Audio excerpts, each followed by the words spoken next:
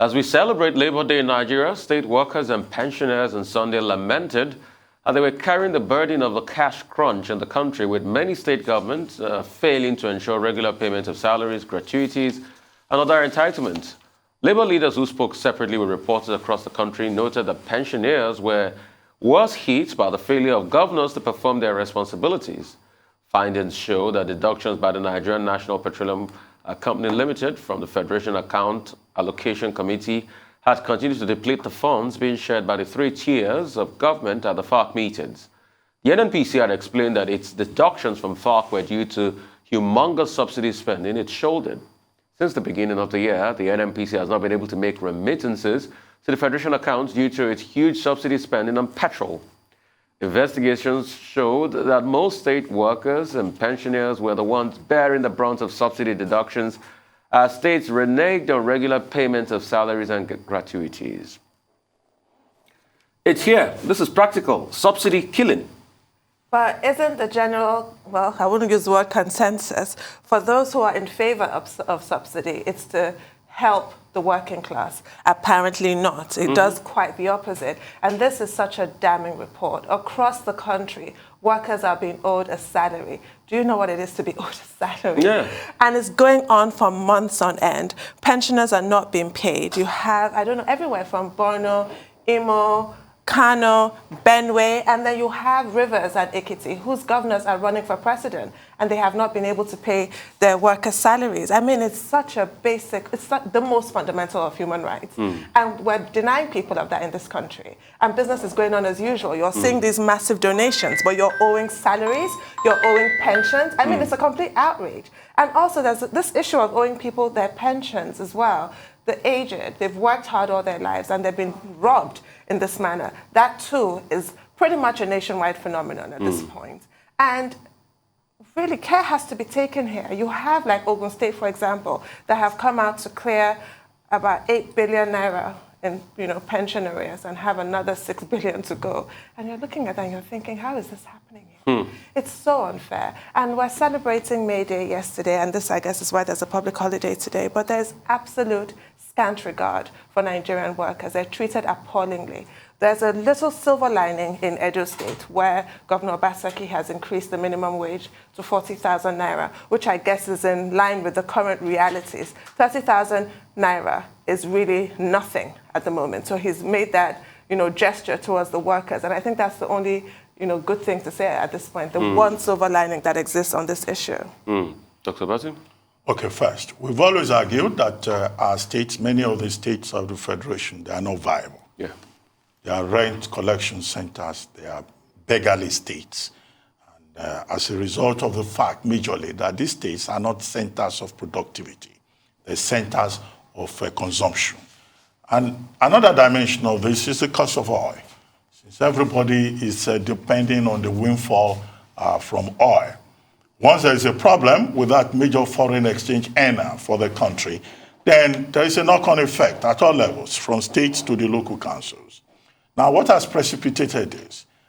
Within the first quarter of the year, NNPC could not, provide its own share, its own allocations to the federal purse, because it says that it's bearing the big burden of subsidizing the cost of petrol, what they call cost under recovery.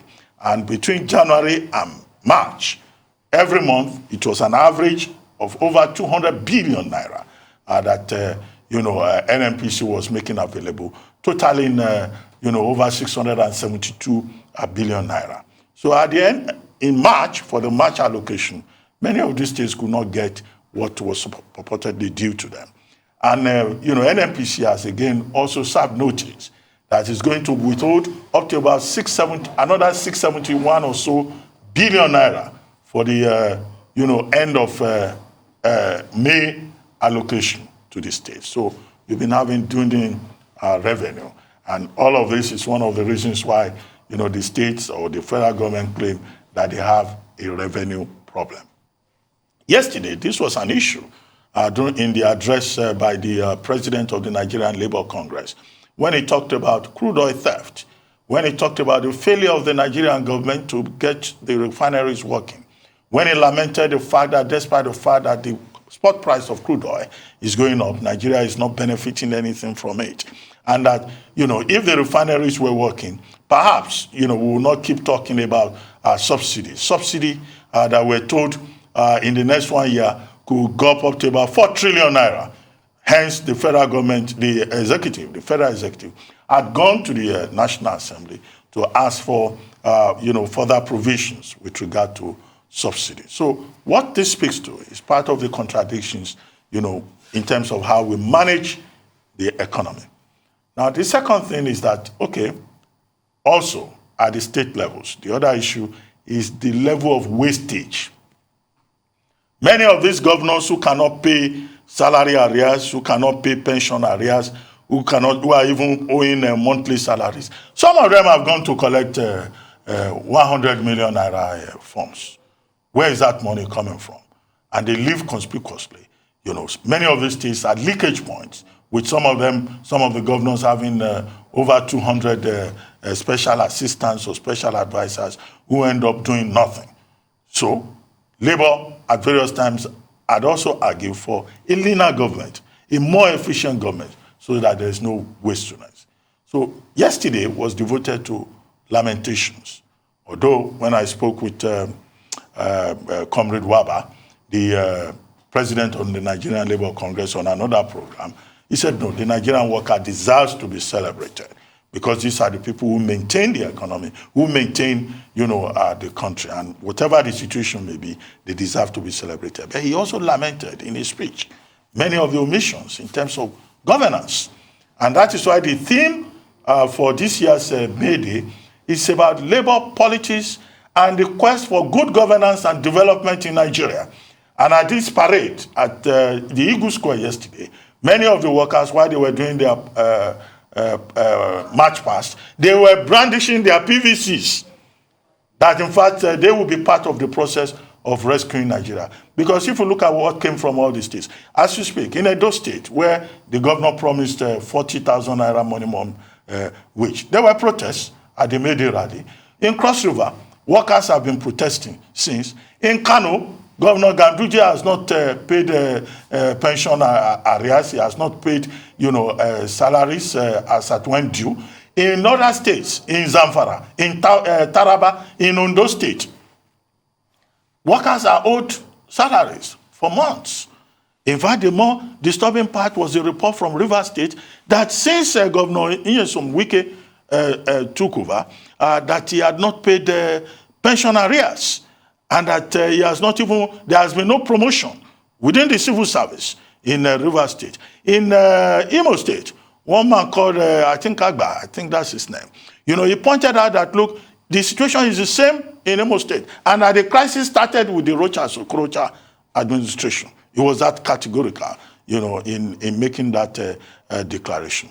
And yet, every Labor Day, we say that every worker deserves his wages. These are the people who bear the brunt. And we hope that these governors, who are not paying the salaries, they will look inwards to make their states more productive. And on the national minimum wage, Comrade Waba, NLC president, was very categorical yesterday. He said they will take to the streets and they will also explore legal options because the refusal to pay salaries, pension, and arrears is a violation of the National Minimum Wage Act, which is a creation of the law. And they also expressed, both NLC and TUC, Trade Union Congress, expressed solidarity with ASU and other unions within the university system who have been on strike now, ASU in particular, for more than 75 days. The tertiary education system, federal government-owned universities, have been shut down for more than 75 days. And Labour is also threatening that they will do a 3-day, they will embark on a 3-day warning strike. So May Day this year has provided an opportunity to remind us of the plight, the unending crisis faced by the average Nigerian worker. Salaries not paid, demand and supply issues, and then a government that doesn't seem to be focusing on that important strategic segment of the population. Although, in his very robust response, the vice president yesterday at the Eagle Square listed what this government has been doing in terms of looking out for the welfare of workers. And he made a point that reform It's an intergenerational, long process, not something that can be done overnight. So for me, I've always said it. Culture will eat strategy for breakfast. We have a culture of incompetence that rears its ugly head in everything we do. And that's why you'll see that every May Day will always be a case of lamentation. Go and check back. We have a culture that supports people that can't even run their states to come out and dole out cash and say they want to be president in different states. We have a culture where people are not being paid their pensions. It's critical matter. In other parts of the world, pensioners are the happiest people. But in Nigeria, pensioners die of horror. Just remember what happened to National Railway Corporation pensioners back in the days, how they were butt of jokes. We have a culture of a society that keeps depleting and the government doesn't stand up for its people. We're talking about 30,000 minimum wage. It's a reflection of how appalling we've become. In the 80s, the big negotiation that happened between Shehu Shagari's government and Labour was a sticking point for 250 naira minimum wage. They finally decided on 150 naira. 150 naira was about $150 because of the parity of the naira to the dollar in the 80s. And guess what? If you were to put that prorate that $150 rate and say, let's even pay each worker $150 that was agreed in 1980 because it was 150 naira, that money will come back to 73,000 naira. So that's to show you how the fortunes of the Nigerian worker has been eroded. His spending power has been eroded over the years. If he could collect the equivalent of 73,000 naira in the 80s, year on year, that money has depleted to 30,000 naira, even less than 30,000 naira because most states don't pay it.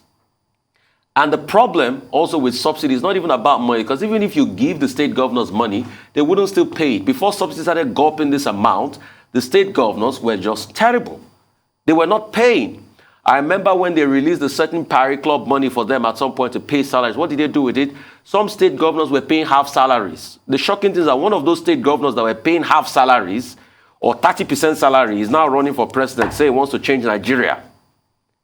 So the state governors have just become bullies. Let's call them what they are. Let's not deceive ourselves. It's not that the funds are not there, but they prefer to go and make donations to other states and leave their states in squalor. And they don't even respect the workers in their state. So I ask this question. If you can't respect the hard-working workers in your civil service in your state, how would you respect the Nigerian people? And you want to come out to vote for you.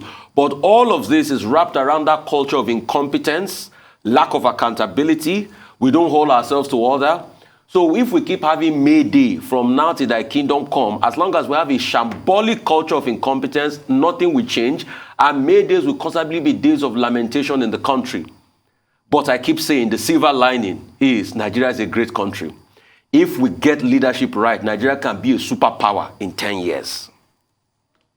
We'll go to the next story. The People's Democratic Party has challenged the jurisdiction of the Federal High Court in Abuja to summon it over its forthcoming presidential primary elections.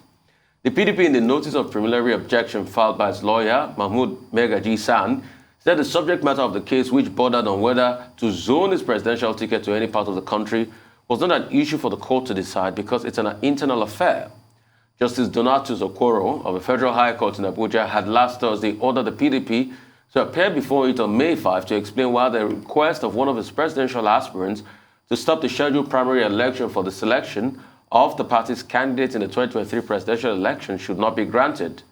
A presidential aspirant of the party and former deputy speaker of the Abia State House of Assembly, Cosmas Ndukwe, had brought an application for an order of injunction restraining the PDP from proceeding with its scheduled primary pending the hearing and determination of his suit, challenging the position of the PDP on the issue of zoning the presidential ticket.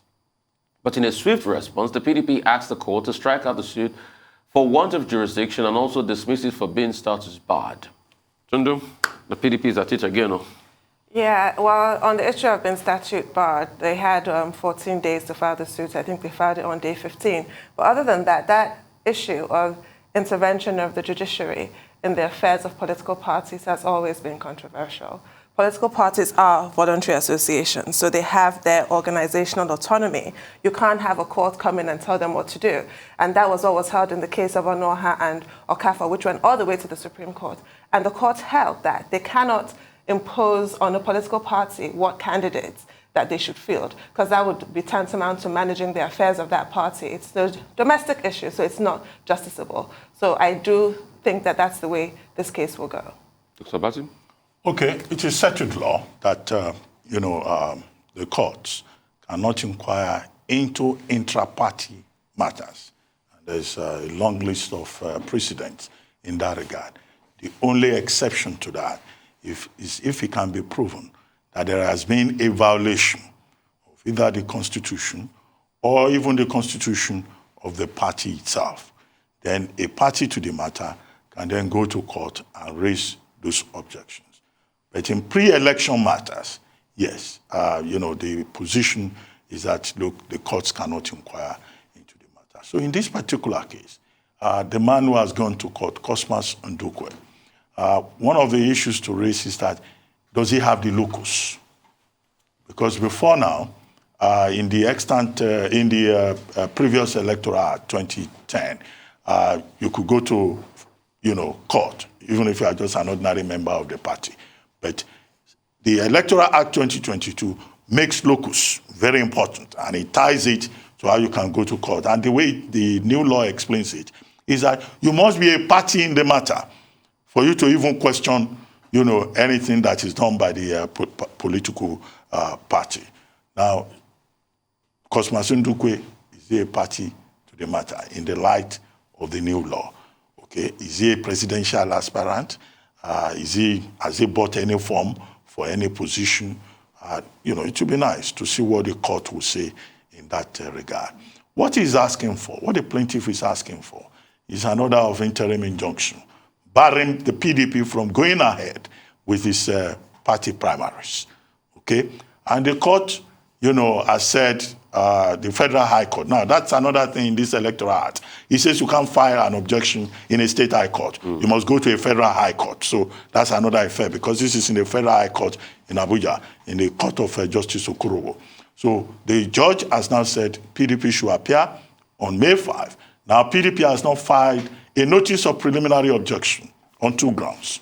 One, jurisdiction, which relates to the point about whether the court can inquire to internal affairs of a party, and the second one about the course of action, which they claim is related to the communique of the 37-member zoning committee of the PDP on April 5. And that, within 14 days, if you don't file your action, your motion, then of course you are statute barred. So this is the position, but it would be nice to see, what the court would decide at the end of the day. It's not a matter that will end with the PDP just filing a notice of preliminary objection. The court, in its wisdom, has said, come before the court, which is the standard practice. And it will be the duty of the counsel to PDP to go and tell the court, to go and present its argument. But, I would like to see how this plays out, when the matter goes before the court. But this is just the beginning. We are likely to see many of these cases. It's already election season. Okay? So there will be pre-election matters, there will be post-election matters. This is litigation time for politicians.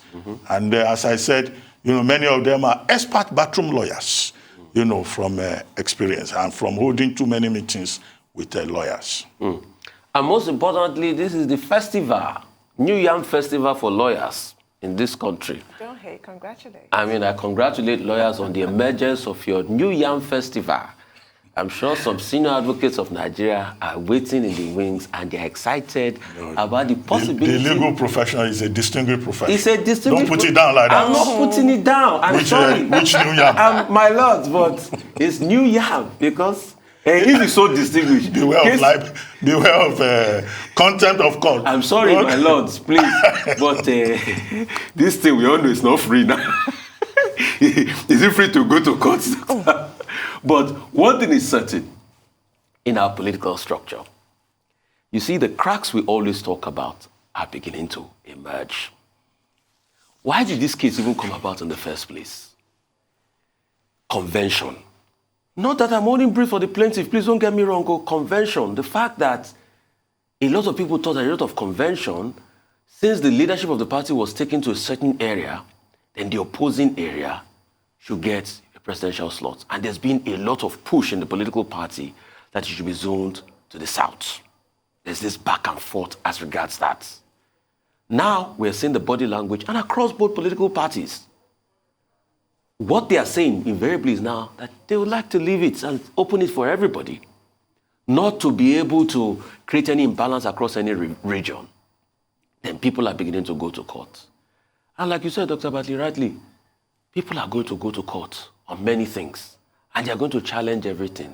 So it goes back to my initial premise of the beginning of the Yam Festival. You're terrible.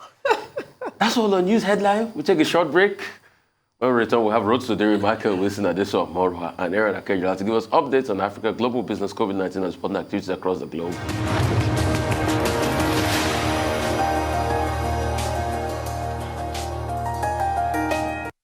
Welcome back to the Morning Show here on Arise News. Our dependable Rhodes Sodiri is here to give us an African business update. Good morning, good morning, Tundu, Rufai, and Dr. Good morning to you. Good morning to all our viewers. Antonio Gutierrez, United Nations Secretary General, has been lamenting.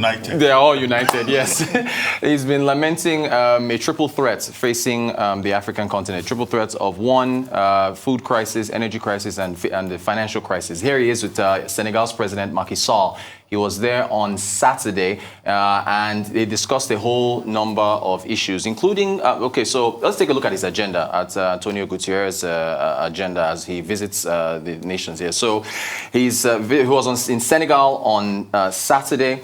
He's going to be in Niger today, and then tomorrow he visits Nigeria, should be meeting up with President Muhammadu Buhari. He's going to mark the holy month of Ramadan, discuss vaccine production. In fact, while he was in Senegal, they visited a vaccine production site in Dakar with Macky Sall, talking about how, I think at this I'll probably get into that more, how Africa is still falling behind as far as vaccine production, and more African nations need to produce more vaccines. So that site is being set up in Dakar in Senegal.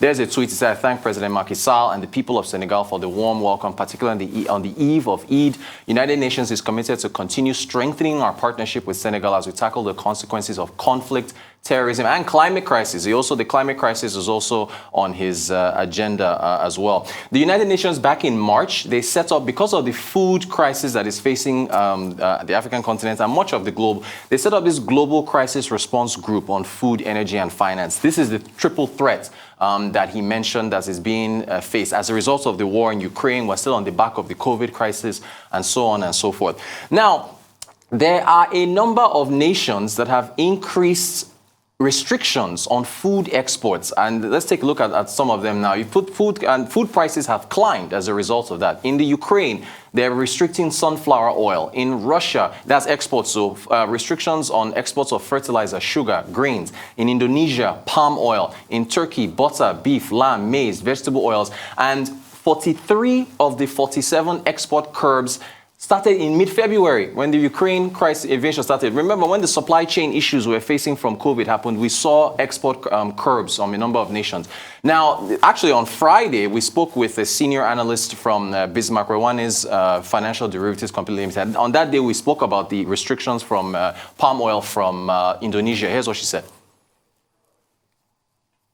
When you go to the supermarkets, about 50% of all the things you see in the supermarket is made of palm oil, right? Even your noodles, made of palm oil. So you can see that it's going to have a major impact on the global economy. We already have inflationary pressures. Global inflation has been increasing. And so this ban would only stoke inflationary pressures some more. Already we saw the US inflation numbers come out. It's already high. With this bans like this and even more, it's only going to stoke inflationary pressures further. All right, so that, this, as she said it there, it's going to just make things even worse as far as inflationary pressures are concerned with where food prices are. In fact, next week or the week after, we should get April inflation numbers for Nigeria, which is expected to remain in double digits. Rufai, you touched on this earlier. Yesterday was May Day. Godwin Obaseki, governor of Edo State, announced an increase in the minimum wage. You three have already touched on this extensively. It's increased to 40,000 naira. Here's a quote from the governor yesterday when he gave a speech saying the government of Edo State decided to review the minimum wage for Edo workers from 30,000 to 40,000 a month. Undoubtedly, Edo is the first state since the outbreak of COVID to take initiative. Even though we would have loved to pay more, we hope that this little adjustment would help to cushion the impact of the inflation that we face. See, inflation there again. Inflation. He's a capital markets person with a background, so he knows the impact. There is no doubt that the financial implications will be heavy and put another burden on the government. Edo State is one of the highest debt burdens. I think it's top 7 or top 10 according to budget from 2018-2019 as far as their fiscal pressures that they are facing. So this now brings into the fore again the fuel subsidies, and we talked about this numerous times, how you can divert money towards augmenting some of the fiscal structures of these states that are struggling. There were some protests yesterday. I think some pensioners in Edo State. Yeah. They said they haven't been paid their gratuity since 2012. They held placards and so on. So that was on the background of Godwin Obaseki making that announcement. That is Happy May Day to everyone. That's our business update. Happy May Day, but like I said, the problems will always continue. And why will the problems continue? Because we just have a culture of incompetence. I mean, how do you not pay pensioners their gratuity since 2012? Because you don't have the money. And mine is, if Godwin Obaseki leaves, hope the next governor will be able to sustain it. Because he might know where to eke out the money from because he's, in the market and he knows, how to do the financials. But the next governor might say, I might totally be dependent on federal allocations. Yeah. And that federal allocation numbers goes a long way to show, to a large extent, that, let's not deceive ourselves. They're dwindling. They're dwindling because the subsidy is not really... And NNPC is not... It's for the rich. It's not for the poor man on the street. Yeah. I want to talk about agriculture. The pressures are there as regards the war in Ukraine, but there are solutions, and I want to focus on the solutions. So concerning wheat in Ukraine, there's an improved variety of wheat now that you can plant in the tropics. Wheat is a temperate crop. Yep. It's been practicalized in Sudan. In fact, that was what helped Sudan during the last famine that happened in Sudan to be able to hedge against it. They planted it, over 600,000 tons in seeds of that planted there, and Sudan could get out wheat. There are improved varieties of maize. It's called water-efficient maize that you can plant across. But I think Akinwumi Adesina was with the president recently, and those were part of the conversations, to be able to hedge. So I think what they want to do is this, have a couple of agric zones around the country where you can plant these improved varieties, produce crops to be able to hedge against what is happening in Ukraine and the likes, because this is not going to stop anytime soon. And even when it stops, the numbers are crazy coming out of Ukraine. I think they're saying about 100 billion or thereabouts to rebuild Ukraine. The farmer chain system has been stopped because of the war and the likes. So apart from even if the war in Ukraine ends today, it will still take Ukraine 1 or 2 years to be able to kick back production and the likes, and Russia and the others. So you need to plant alternatives. I also hear people are investing big time in palm oil as a substitute now. Which is being restricted by Indonesia. As far as a substitute. So even within here, we've got very good breed of palm oil, Piscifera, Tenera, and Edo State is one of those states. They've got 9 hots in right. So if you can ramp up that production, you can hedge against these headwinds. I think it's a fabulous time for us to look inwards and be able to produce effectively here. Well, a number of points proved by the visit of the UN Secretary General to West Africa, Senegal, Niger, Nigeria. This will be his first visit to Africa since the COVID pandemic began. And there are a number of takeaways from his interaction with the Senegalese president. One, how we live in an interconnected, interdependent world. As a result of crisis between Russia and Ukraine, as a result of COVID from one place called Wuhan in China, look at how the entire world has been upended. Look at the crisis of demand and supply that has been created. He talks about food crisis. Yes, the Bretton Woods Institution at their spring meeting said the same thing. And they said, in fact, it could get really worse. Yes. Ukraine supplies corn and wheat. Russia supplies wheat. Russia is the gas station of the world. 40% of Europe depending on Russia. And look at that effect, how the most vulnerable communities in the world are under assault just because of 2 events that nobody prepared for. The COVID-19 crisis, the crisis in Ukraine. Now, China going through another round of lockdowns has further complicated the situation. The second largest economy in the world. The U.S. Federal Reserve going to increase interest rates, with many countries having their debts denominated in U.S. dollar. That will even make the situation far more complex. The second thing that we have seen, and that was alluded to by the UN Secretary General, is how all of this could result in political unrest instability. Look at what you've seen in Sri Lanka. As of yesterday, the Sri Lankan finance chief, Sabri, was saying that when they are left with no option, they will have to increase sales tax from 8% to about 14% or 13%, and there is no option. And yet this was in the midst of protests. With the IMF deal, with the deal with India, with the deal with China, which is not happy with the IMF, not properly worked out. So Sri Lanka is one example. I think Mr. Wilson cited that example last week. Now imagine if you have political instability in more countries in Africa. The third point that he made is about international solidarity. And this is a point that has been made repeatedly, that the privileged countries of the world need to help the underprivileged countries that are in Africa and elsewhere. Vaccine equity, vaccine production. Yes, we have some plants that have started production in some parts of Africa, Morocco, Algeria, South Africa, and I think Rwanda. Rwanda was also on that list. And then I think Nigeria has also been given approval, potential approval, as it may appear. But when are we going to catch up with the rest of the world? The final thing, of course, is the responsibility of African leaders. We're this vulnerable because we've not been able to develop our own systems. Correct. You mentioned Indonesia, the palm oil restriction of export. It's because the local price has gone up. Demand has gone up. And so the Indonesian authorities said, look, instead of our people paying more, then what we are producing, let us keep it here. And here in Nigeria, we are lamenting about palm oil. The same palm seedlings. We used to lead in the 60s. We were ahead of Indonesia, Malaysia, and so on. Back then. Sooner or later, you pay for leadership deficit. No need to cry over past glory. And if you start, you'll never stop. Number one. Well, all I want to just say, we've run out of time as usual. I just want to just say that Guterres making that call for societies in the West, I imagine is who he was talking to resist the urge to hoard, whether it's food or energy. And I just thought chance would be a fine thing. We saw the kind of hoarding, the shameful hoarding that happened with the COVID-19 vaccinations. We're in trouble here. Here we are again. Yeah, thank you, Rosie. Thank you so much. Thank you. Moving on to more business updates, Michael Wilson joins us now from London. Good morning, Mr. Wilson. Good morning. Just having a look at what's actually going on. There isn't a lot happening today, mainly, well, in the Far East at least, or in Asia Pacific, because the markets in Hong Kong, mainland China, Singapore and Taiwan are closed for a holiday today. But over the weekend, we've had some industrial figures showing that factory activity contracted in China. So we'll wait to see what effect that has. It's affected the oil price very slightly, which I'll come on to. As far as those markets were actually open today, the Nikkei's fallen very, very slightly. South Koreans down a bit, and Australian stocks down a little, but not an enormous amount happening on this rather quiet trading day. But this recap, I think, is very important, that China's industrial activity is contracting at a steeper pace in April, or has contracted at a steeper pace in April because of the COVID shutdowns which are happening there.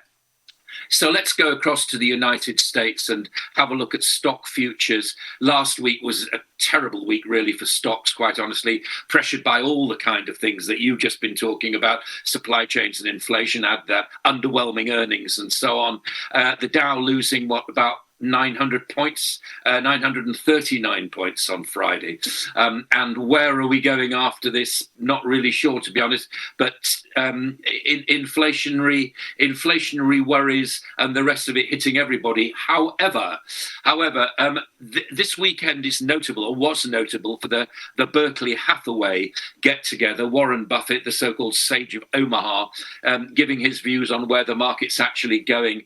And he's the chairman of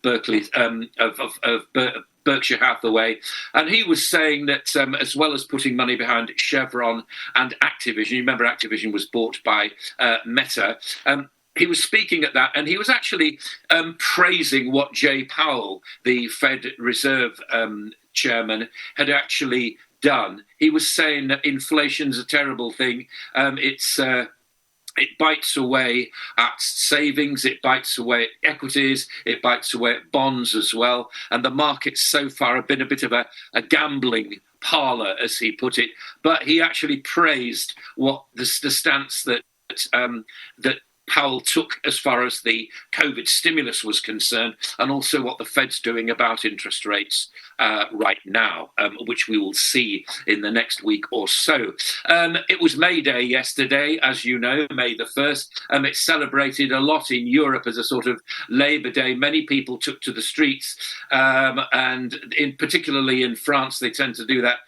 In France, tensions were erupting, a lot of food restaurants and so on, which were getting the brunt of what the demonstrators were actually doing. French police had to deter protesters with tear gas. But the bottom line is that they were protesting about, amongst other things, the cost of living crisis, which is hitting every country in the world right now. EU's also stepping up action on Russian oil sanctions. As you know, it's very divided as far as these things are happening. Germany wants a sort of considered response to it, so we may be finding out something by the end of the month. A couple of the Baltic states, Poland and also Bulgaria, were cut off from supply. Both of those countries reacting in different kind of ways. But this is going to be the key thing. If it is that sanctions are put on Russian oil gas deliveries to the European Union, that changes the game quite considerably. However, it's very important to remember also that Russia, and I was talking to some Middle East colleagues about this over the weekend, that Russia is in fact selling oil to other countries around the world, notably India, for example, and Indonesia, which are taking advantage of cheap prices right now, and they are converting their payments into rubles without too many problems. As far as the UK is concerned, Stuart Rose, ASDA chairman, talking about food prices continuing to rise. I think we sort of know that, really. Lots of families are actually struggling right now. We're going to see inflation perhaps 8% as May actually bites. The business secretary, Kwasi Kwarteng, saying this morning that he expects the spike to actually fall. As far as commodities are concerned, oil prices are slipping slightly on this slowdown expected in China. But diesel, let's not forget diesel. Diesel is in crisis mode at the moment. Doesn't get as much publicity as petrol at the pumps. But don't forget that diesel drives a lot of industrial activity around the world, and we're seeing those prices very high. Sorry about the relative lack of activity. That's just the fact that the majority of the Asia-Pacific nations are actually on holiday today, but that so far is the global view. All right, Michael, thank you so much for that. So I'd like to dive back to last week, Elon Musk and the Twitter deal. So I got looking at the Twitter deal again. So Elon Musk will cough out some amount of money, I think about 12, 15 billion, I'm not sure of the numbers, or 21 billion. Then there's a 13 billion that a consortium of banks will lend him that he pegged against his Tesla shares. Then there's another 12 billion that will be a debt to Twitter. Twitter in a year makes revenue of about $1 billion. And underline the word revenue because they don't make profit. How does a company that makes revenue, pre-EBITDA, and that doesn't make profit, now take a debt of 12 billion, how do you expect them to pay back? That's number one question. Number two, the hypocrisy of the West is outstanding because Russia has made over 66 billion in sales of gas and all its natural resource possible since the war started. So if Russia can still sell and get rubles for its gas, then what is the sanction really all about? Okay, Russia first then. So as I said, India and Indonesia have been taking advantage of cheap gas prices. If you include them in the West, then that's true. I wouldn't include them in the West, but if you want to, you can. As far as the EU is concerned, I think this is a major kind of thing. It's not just about the oil price and it's not just about the gas price. And you can sort of sympathize, if you must, with Germany and Italy and France and Spain who are saying, look, we'd like to do something, but we can't just stop this because it'll bring our economies crashing down. But if we have a kind of considered response, I think far more important to this is the fact that if the EU can be seen to act together, and it's certainly not doing that at the moment, if it's actually going to carry out its threats to freeze out Russia from payments as a bloc, then I think that will count towards. Yes, sure, Russia will go around the rest of the world trying to find customers for its cheaper oil and gas. But I think that given where the actual constraints in the pipelines actually are, yes, there are exceptions to that, but the majority of them lead into Europe, and that's really what they're hoping for. I wouldn't have any guesses about it at all. We'll see as May actually works its way out. But I think it's quite a big move for Germany to be saying, as it did over the weekend, that what it would like is a considered response. As far as Elon Musk is concerned, here is a man, probably the richest man in the world, who's actually thrown all the toys out and is actually saying, look, I don't really care if Twitter makes a profit or not, which you quite rightly say doesn't make a profit at the moment. I don't think he cares about that. I think what he's doing is he's actually positioning himself as a champion of free speech. As I've said to you before, I'm very, very skeptical about free speech. I think that we should all have the opportunity to say what we actually feel, etc., etc. But I think that opening the door to completely free speech allows a lot of nasties in that you would not actually like. So he's got that to do. And don't forget, doesn't matter who is in charge of Twitter, these social sites are going to actually come under extreme scrutiny and extreme regulation. Not an area that I would have thought anybody would want to get into. I would have thought he'd be better off focusing on electric cars, but that's probably just me. The Minister of Finance in Sri Lanka, Sabri, who is leading the negotiations with the IMF, says that he has no option but to increase sales tax in Sri Lanka from about 7-8% to about 14%, and that Sri Lanka depends solely on imports. And he's been very critical of the economic management before he assumed that position. He says that Sri Lanka wasted too much time before running to the IMF, and also that sales tax should not have been reduced the way it was in 2019. Meanwhile, India has agreed to give some money for fuel supplies, and China is critical of Sri Lanka going to the IMF, and the deal is not moving as fast as one would have expected. Now, what do you think of Sabri's option, considering the fact that over the weekend there were protests still, on the streets of Colombo and elsewhere in that country? Would this Sabri, will he survive in office? New cabinet member that the president just appointed. That's one. The second thing has to do with the UK, where we're told that, British Muslims are having a very dull Eid al-Fitr, which is holding today. Even the ASDA chairman, Lord Rose, is complaining that inflation is likely to go up. Food price inflation will go up because there are just too many issues. Everybody is suffering. The cost of living crisis is really bad. But you then have Business Secretary Kwasi Kwarteng saying, well, it's not a big deal, it's a global problem, and that the government is dealing with the issues, that job has been created. He ruled out windfall tax. He says there is an energy strategy that the government is looking at. But Labour is saying this doesn't make sense. Even Nicola Sturgeon is protesting that Westminster is doing nothing, and government is increasing insurance and making life more difficult for people. Is it that the Chancellor and the Business Secretary and the government, is it that they've run out of ideas and they are just waiting for inflation to go away on its own?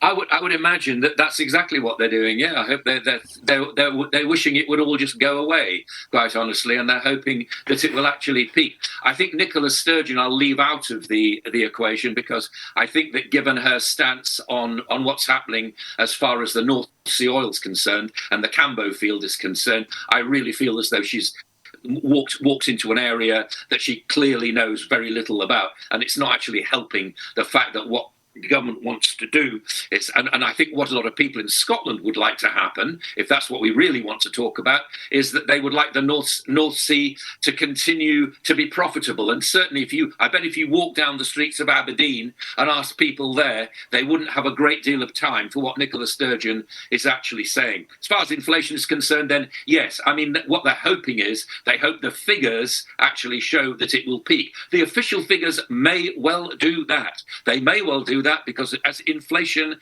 as you know, is calculated on a yearly basis. And if it goes up after 12 months, and then it's not so much of an increase on the next month out of the, as it were, the 13th month out of those 12, then of course it will be seen to fall.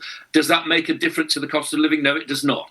Does that mean that people who want to celebrate Eid and the rest of it, and the rest of us who just like to get on with our shopping, are not going to have to suffer? Yes, we will. We will all have to deal with higher prices. And I mean, you know, good luck with the sales tax in Sri Lanka. If that's what they want to do, then that's absolutely fine. I know what I would be doing in Sri Lanka if I were faced with an increase from 8%, I think you said, to 14% in sales tax. I know what my reaction would be, i.e. no shopping.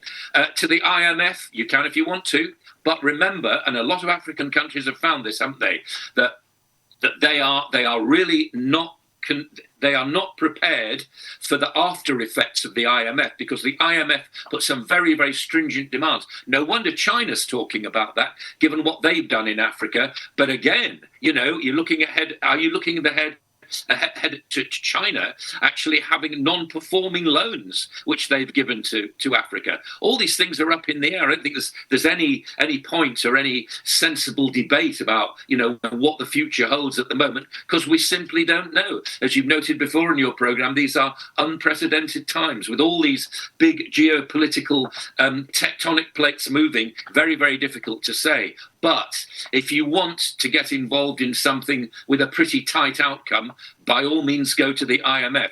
I think you'll find a change of government in Sri Lanka not too far ahead. Yes, it's entirely likely. What do you make of calls that have been reported by leading conservatives for a dedicated cost of living minister rather than just having the chancellor? Why are you sniggering? Yeah, okay. I mean, whatever. Will that actually make a difference? It'll just be another office in the civil service to be serviced by civil servants. We all know about the cost of living. We don't need... What's going to happen? There is no magic wand, is there? I mean, why have a politician in charge of that? What is he or she going to say? The cost of living's going up. I think we know that. Well, thank you, Mr. Wilson.